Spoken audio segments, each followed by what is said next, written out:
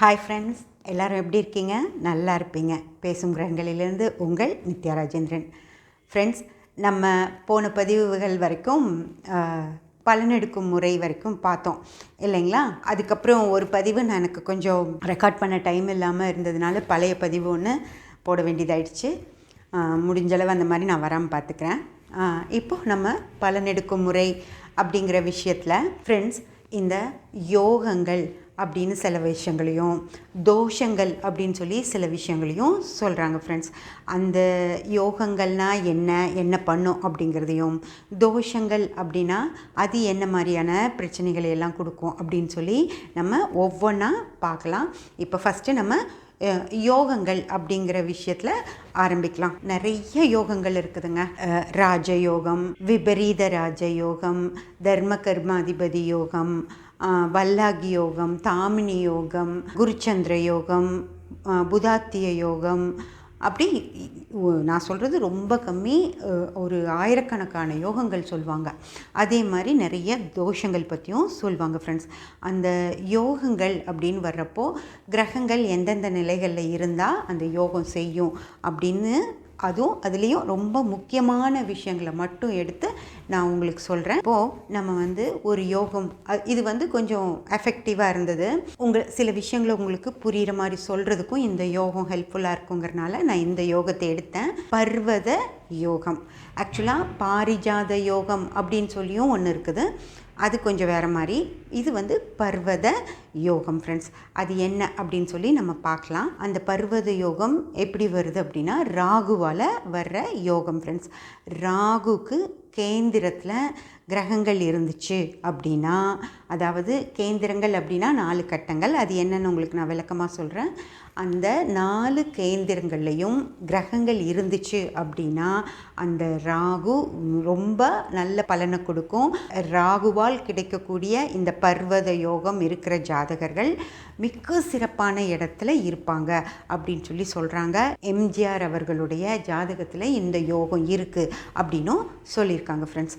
Okay, இப்போ நம்ம அந்த யோகம் எப்படி வருது அப்படின்னு சொல்லி முதல்ல பார்த்துடலாம் ஃப்ரெண்ட்ஸ். இந்த யோகம் என்ன அப்படின்னா, ராகு ஒரு கட்டத்தில் இருக்கும் இல்லைங்களா? அந்த கட்டத்துடைய கேந்திரங்களில் கிரகங்கள் இருந்துச்சு அப்படின்னா, கேந்திரங்கள் அப்படின்னா என்ன அப்படிங்கிறத நான் உங்களுக்கு முதல்ல சொல்லிடுறேன் ஃப்ரெண்ட்ஸ்.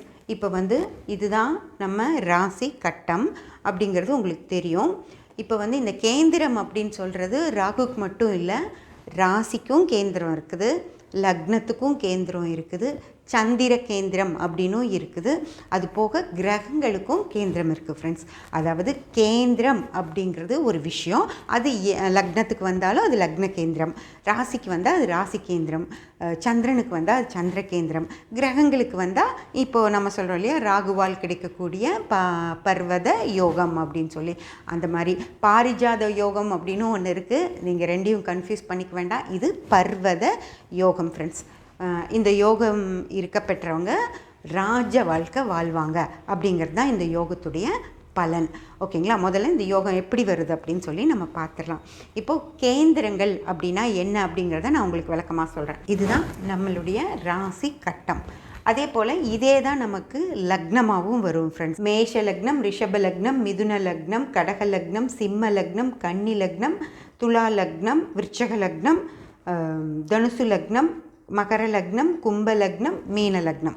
இதே தான் உங்களுக்கு லக்னங்களாகவும் வரும். ஓகேங்களா? இப்போது ராசி கேந்திரம் அப்படின்னு சொல்லி சொன்னால் என்ன அப்படின்னு பார்த்தீங்களா, உங்களுடைய சந்திரன் எந்த ராசியில் இருக்கோ, உங்களுக்கு இதை நான் முன்னாடியே சொல்லியிருக்கேன். உங்களுடைய சந்திரன் எந்த நட்சத்திரத்தில் இருக்கோ அதுதான் உங்களுடைய நட்சத்திரம், எந்த ராசியில் இருக்கோ அதுதான் உங்களுடைய ராசி அப்படிங்கிறத முன்னாடியே நான் உங்களுக்கு விளக்கமாக சொல்லியிருக்கேன். அந்த பதிவுகளெல்லாம் போய் பாருங்கள். இப்போது சந்திரன் இது ஏதோ ஒரு கட்டத்தில் இருக்கும் இல்லைங்களா, அதுதான் உங்களுடைய ராசி கட்டம். அந்த ராசி கட்டம் இப்போ உங்களுக்கு கும்பத்தில் சந்திரன் இருக்குது அப்படின்னு வச்சுக்கோங்களேன். இது கும்பத்தில் சந்திரன் இருந்துச்சு அப்படின்னா இது இப்போது இந்த ராசி உங்களுக்கு இதுதான், சந்திரனும் இதுதான். இப்போ சந்திரனுக்கு கேந்திரத்தில் கிரகங்கள் இருக்கா அப்படின்னு பார்க்குறப்போ நம்ம இந்த சந்திரனிலிருந்து தான் பார்க்கணும். ராசி, உங்களுடைய ராசி வந்து சந்திரன் இருக்கிறது தான் உங்களுடைய ராசி.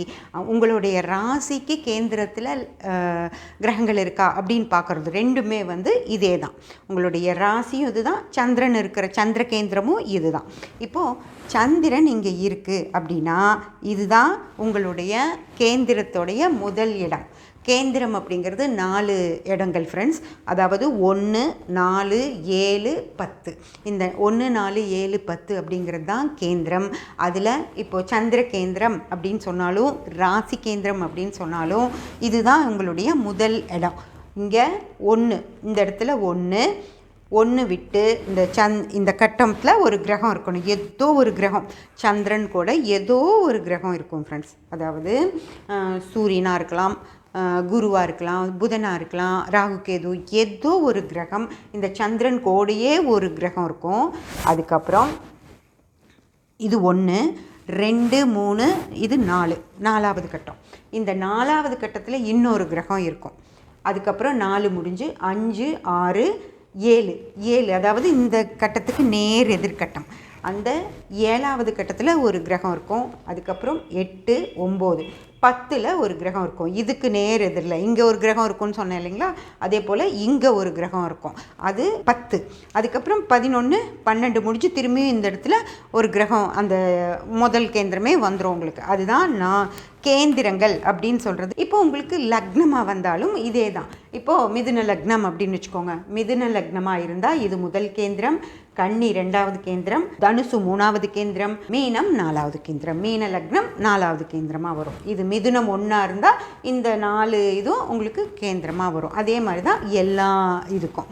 அதே போல் இப்போ வந்து உங்களுக்கு ராசி கேந்திரம் சொல்லிட்டேன், சந்திர கேந்திரம் சொல்லிட்டேன், லக்ன கேந்திரமும் சொல்லிட்டேன். அடுத்தது வந்து இப்போ கிரகங்களுடைய பர்வத யோகத்துக்கு எடுக்கிற கிரகம் வந்து ராகு தானே. இப்போ ராகு சிம்மத்தில் இருக்குது அப்படின்னு வச்சுக்கோங்களேன். இங்கே தான் ராகு இருந்தால் இது ராகுவுடைய கேந்திரம் 1. இந்த ராகு கூடயே ஏதோ ஒரு கிரகம் இருக்கணும். அந்த ராகு கூட இப்போ சந்திரன் இருக்குன்னு வச்சுக்கோங்க. சந்திரன் இப்போ இந்த சந்திர கேந்திரத்துக்கும் ஆகிடும். சந்திர கேந்திரத்தினாலும் இங்கே ஒரு கிரகம் இருக்குது. ஓகேங்களா.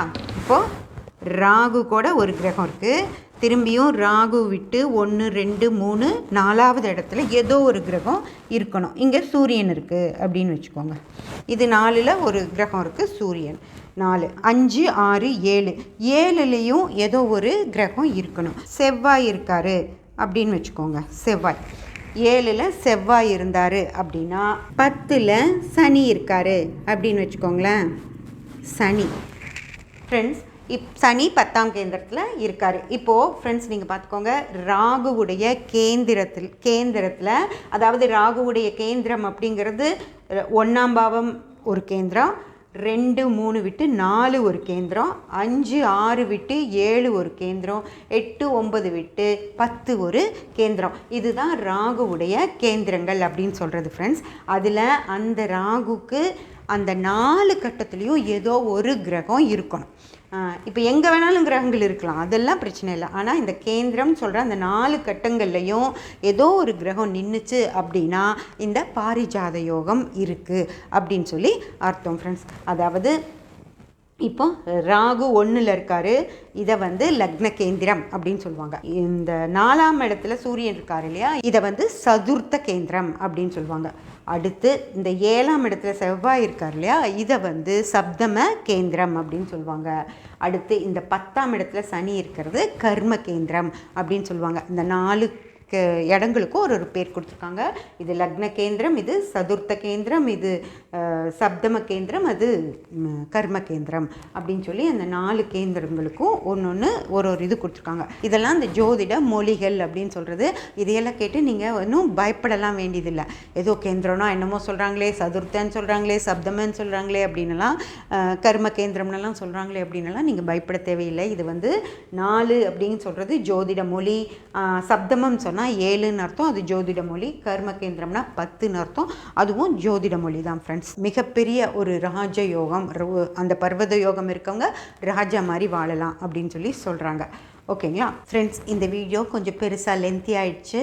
நான் இதனுடைய அடுத்த பகுதியை நாளைக்கு போட்டுறேன். இப்போதைக்கு சப்ஸ்கிரைப் பண்ணி பெல் பட்டன் ப்ரெஸ் பண்ணி வச்சுக்கோங்க. அப்போ தான் நான் போடுற எல்லா பதிவுகளும் உங்களுக்கு கிடைக்கும். லைக் பண்ணி ஷேர் பண்ணி கமெண்ட் பண்ணிங்கன்னா எனக்கு சப்போர்ட்டிவாக இருக்கும். Thank you friends.